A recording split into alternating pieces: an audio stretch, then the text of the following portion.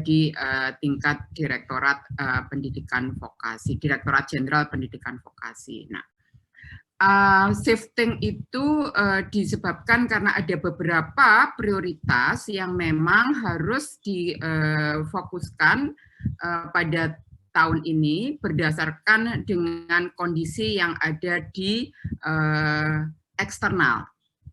Seperti yang sudah disampaikan tadi bahwa vokasi ini sangat erat kaitannya dengan dunia usaha dan dunia industri atau yang saat ini disebut dengan dunia kerja, maka tentunya kebijakan-kebijakan ke depan ini adalah untuk mengantisipasi kebutuhan dan perkembangan dunia kerja. Nah, oleh karena itu, perkenankan saya menyampaikan beberapa rasionalitas kebijakan yang ada di Direktorat Jenderal Pendidikan Vokasi terkait dengan peningkatan program Diploma 3 menjadi sarjana terapan dan program Diploma 2 jalur cepat bekerja sama dengan SMK dan industri. Nah, Bapak dan Ibu sekalian, sesuai dengan perkembangan dunia kerja saat ini, kita sudah sangat menyadari bahwa kebutuhan tenaga kerja yang kemudian dari pendidikan mulai menengah sampai pada pendidikan tinggi, itu searah dengan piramida. Sehingga semakin ke bawah, itu tenaga kerja yang dibutuhkan, itu oleh Dudi semakin banyak. Nah, namun demikian berdasarkan fakta yang ada, begitu, kalau kemudian kita lihat dari sumber PDDI tanggal 10 Mei 2021 yang saya akses 2021 menunjukkan bahwa sebagian besar program studi undergraduate, yaitu mulai diploma sampai kemudian sarjana, yang diselenggarakan di Indonesia ini 84%-nya itu adalah pendidikan sarjana akademik. Kalau kita lihat yang pendidikan sarjana terapan itu hanya 2%, bisa dibayangkan. Sarjana terapannya itu hanya 2%. Sementara kemudian untuk pendidikan vokasi yang paling besar itu adalah pendidikan Diploma 3. Yang jumlahnya ini adalah 13,1%, atau saat ini yang terdaftar di PDDI ada 4.773 program studi Diploma 3. Nah, di sisi lain juga program Diploma 2 yang ada itu masih jauh lebih kecil daripada program sarjana terapan, yaitu hanya 0,55%, atau 199 program studi yang ada. Sedangkan kalau kebutuhan program Diploma 1 itu biasanya embedded dengan yang SMK, menurut saya ini memang sudah sebagian telah dipenuhi oleh tenaga lulusan dari SMK. Nah, berdasarkan kondisi yang ada saat ini, Bapak Ibu sekalian, maka konsekuensinya adalah menyebabkan kebutuhan antara demand dan supply itu tidak seimbang. Jadi antara demand dan supply-nya tidak seimbang. Demand-nya ini lebih besar, supply-nya kecil. Ini juga demand-nya besar, supply-nya kecil. Nah, dengan adanya ketidakseimbangan antara demand dan supply ini, maka dibuatlah kebijakan terobosan yang ada di Direktorat Jenderal Pendidikan Vokasi, yaitu dengan cara mengembangkan program Diploma 2, baik itu program D2 reguler maupun program Diploma 2 jalur cepat. Tujuannya adalah apa? Untuk kemudian memenuhi kebutuhan job position yang ada di Dudi untuk lulusan Diploma 2. Demikian juga kalau kemudian pada sarjana terapan, ini sementara ini karena jumlah program studi atau lulusan sarjana akademik jauh lebih besar daripada sarjana terapan, sehingga job position sarjana terapan ini sebagian besar atau hampir seluruhnya itu diisi oleh lulusan sarjana akademik. Nah, hal ini menjadi tidak sesuai sebenarnya dengan kebutuhan real Dudi. Oleh karena itu, kemudian dibuatlah kebijakan, ini adalah pengembangan program sarjana terapan yang bermutu. yaitu apa? Melalui transformasi Diploma 3 ke sarjana terapan dan program sarjana terapan reguler. Jadi oleh karena itu landasan inilah kemudian yang mendasari atau menjadi pertimbangan bagi Direktorat Jenderal Pendidikan Vokasi untuk kemudian shifting prioritas, bukan semata penguatan program pendidikan vokasi, tetapi diarahkan pada pengembangan program diploma sarjana terapan dan pengembangan program diploma 2. Nah, dalam waktu yang dekat untuk kebutuhan sekarang ini, maka kebutuhan untuk lulusan program sarjana terapan itu agar dapat bersaing dengan lulusan sarjana akademik tentunya harus dihasilkan dari program sarjana terapan yang bermutu. Oleh karena itu, strategi yang dikembangkan sebagai salah satu alternatif oleh Direktorat Jenderal Pendidikan Vokasi, yaitu melalui transformasi Diploma 3 yang sudah bermutu menjadi sarjana terapan yang tentunya sarjana terapannya baru tetapi tetap sesuai dengan standar mutu yang sudah dilaksanakan di Diploma 3. Yang kedua yaitu melalui penguatan program sarjana terapan reguler yang sudah ada. Gitu. Nah, tetapi untuk mengakselerasi ini, maka dua program ini seperti yang disampaikan oleh Pak Direktur tadi harus diajukan secara bundling. Karena apa? Karena untuk mengakselerasi pertumbuhan program studi sarjana terapan. Ini yang sebenarnya kenapa kemudian shifting kebijakan yang dilakukan oleh Direktorat Jenderal Pendidikan Vokasi. Nah, kenapa kemudian perlu peningkatan program Diploma 3 ke sarjana terapan, bukan mendirikan program sarjana terapan baru?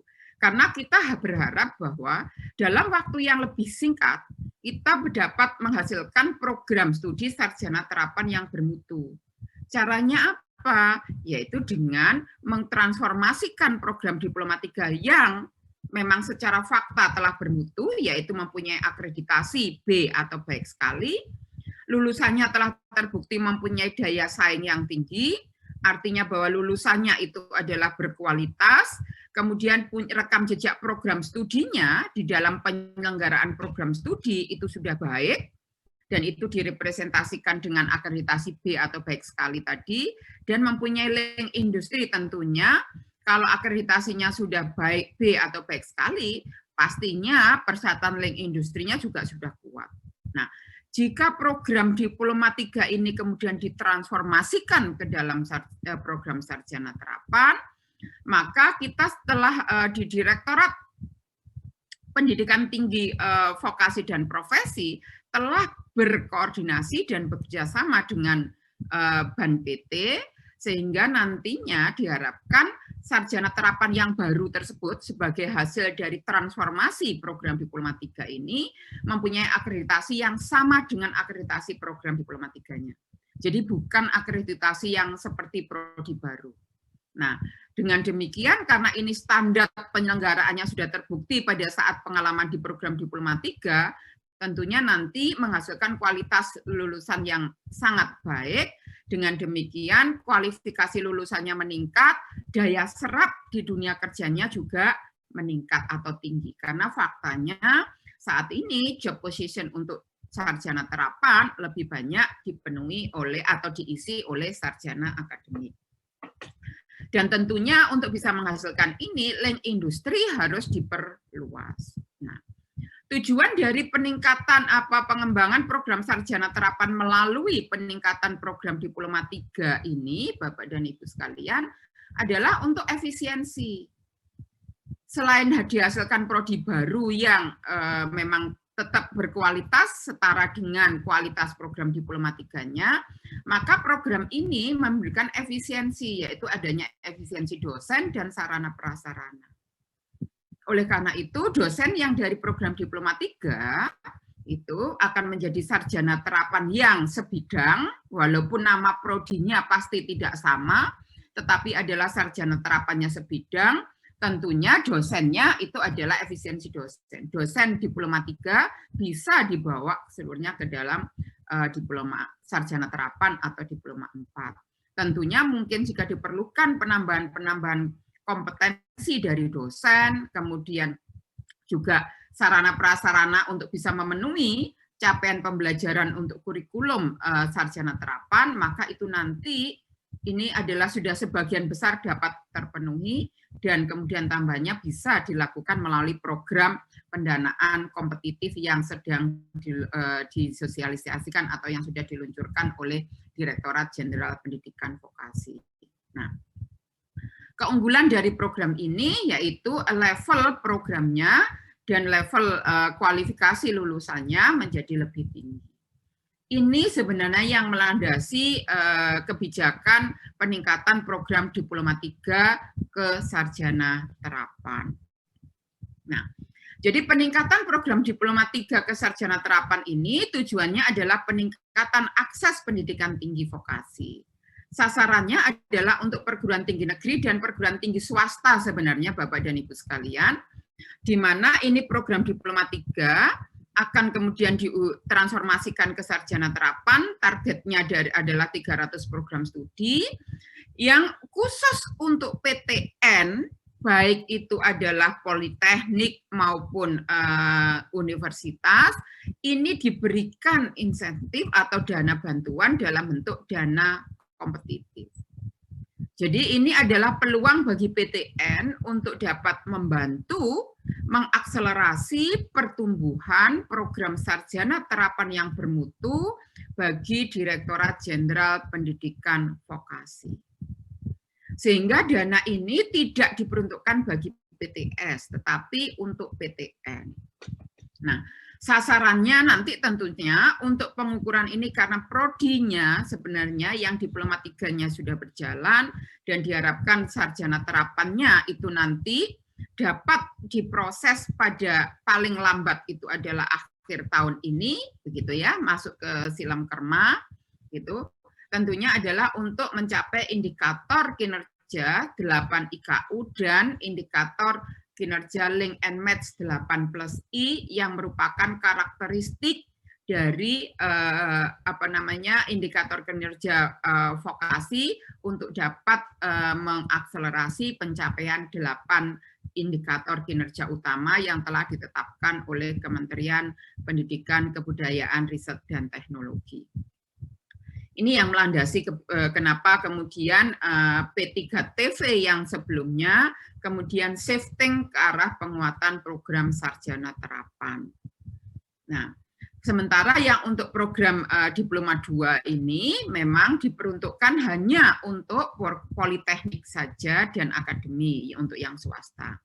Tetapi universitas memang secara undang-undang, dalam undang-undang tidak diperbolehkan untuk menyelenggarakan program diploma 2. Oleh karena itu, pengembangan program diploma 2 fast track ini nanti adalah hanya untuk politeknik saja, tidak untuk universitas.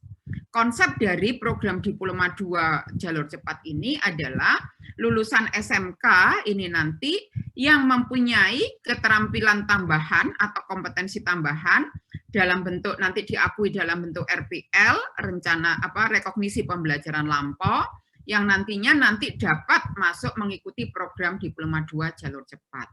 Tentunya karena ini memanfaatkan pengakuan rekognisi pembelajaran lampau semasa mahasiswa itu calon mahasiswa studi di SMK, maka program ini harus mempunyai partner dengan SMK untuk kemudian merancang kompetensi-kompetensi apa yang dapat diakui sebagai rekognisi pembelajaran lampau, dan juga tentunya karakteristik dari program diploma 2 jalur cepat ini adalah dengan partnership dengan Iduka untuk bisa menghasilkan tenaga terampil.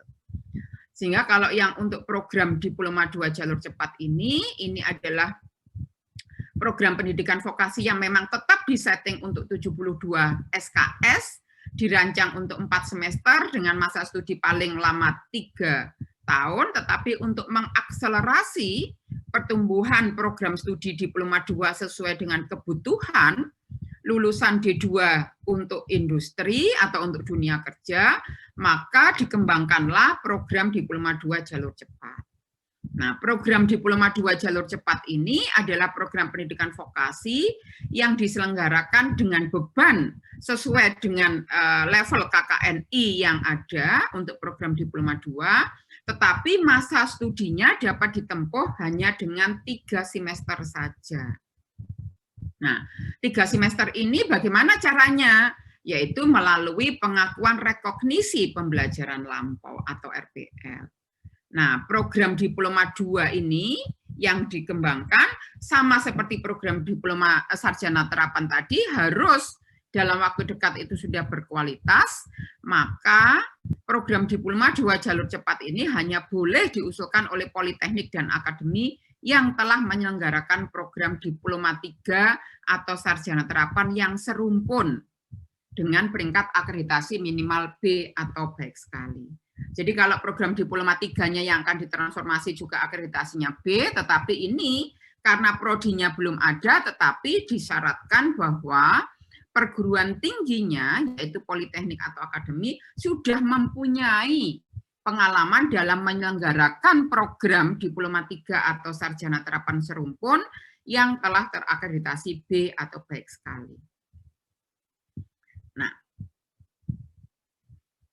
jadi untuk yang program Diploma 2, Bapak dan Ibu sekalian, jalur cepatnya ini adalah program Diploma 2 yang reguler, itu di lulusan SMK, baru kemudian masuk ke Politeknik dengan masa studi 4 semester, di mana proses metode pembelajaran di Politeknik ini diprioritaskan itu adanya program magang 2 semester di industri. Oleh karena itu, ini perlu ada kerjasama dengan industri. Nah, tetapi untuk program Diploma 2 jalur cepat, jadi calon mahasiswa adalah lulusan SMK, tapi lulusan yang punya kompetensi lebih, kompetensi plus, di mana kompetensi tambahan tersebut atau kemudian capaian pembelajaran tambahan yang dipunyai oleh lulusan SMK tersebut dapat diakui sebagai rekognisi pembelajaran lampau oleh Politeknik yang sebesar 12-20 SKS. Nah, selanjutnya sehingga pada saat calon mahasiswa itu sudah diterima di Politeknik, maka dia sudah mengantongi sekian SKS ini, yang selanjutnya dia akan dapat menempuh 3 semester di Politeknik. 3 semester itu pun dilakukan, 2 semesternya adalah pembelajaran berkolaborasi dengan industri, dan hanya 1 semesternya di Politeknik. Oleh karena itu, skema program Diploma 2 jalur cepat ini diperlukan kerjasama dengan SMK dan juga kerjasama dengan industri. Ini adalah konsep yang melandasi pengembangan program program pengembangan sarjana terapan melalui peningkatan D3 ke sarjana terapan dan kemudian program pengembangan program Diploma 2 melalui program Diploma 2 jalur cepat.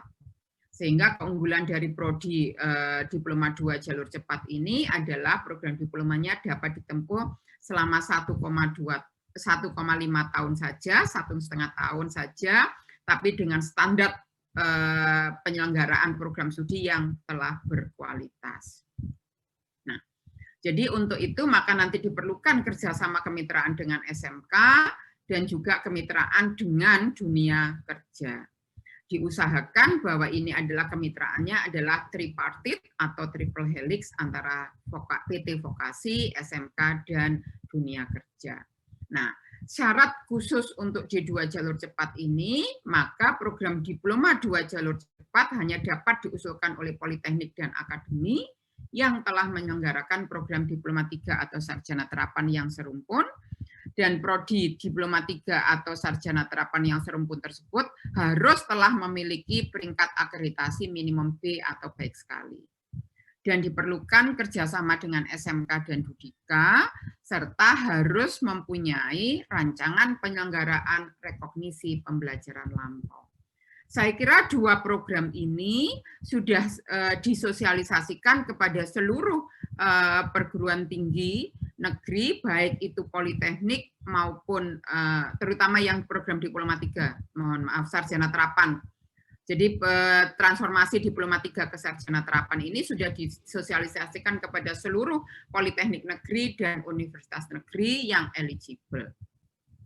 Saya kira ini Bapak dan Ibu sekalian landasan perubahan kebijakan yang dilakukan oleh Direktorat Jenderal Pendidikan Vokasi dalam Kampus Merdeka episode 11. Terima kasih dan wassalamualaikum warahmatullahi wabarakatuh. Selanjutnya saya kembalikan ke Bu Gardenia. Waalaikumsalam warahmatullahi wabarakatuh. Terima kasih Bu Cici atas penyampaian program peningkatan Diploma 3 menjadi sarjana terapan dan Diploma 2 jalur cepat. Selanjutnya, penyampaian program sarjana terapan berbasis industri atau peningkatan Diploma 3 menjadi sarjana terapan oleh Ibu Lilis Nuraida. Kepada Bu Lilis kami persilahkan. Terima kasih Bu Nia. Assalamualaikum warahmatullahi wabarakatuh. Selamat pagi Bapak Ibu sekalian. Jumpa lagi hari ini dengan saya Lilis Nuraida. Baik, sebagaimana disampaikan oleh Bu Nia, tadi saya akan menjelaskan mengenai program pengembangan sarjana terapan berbasis industri.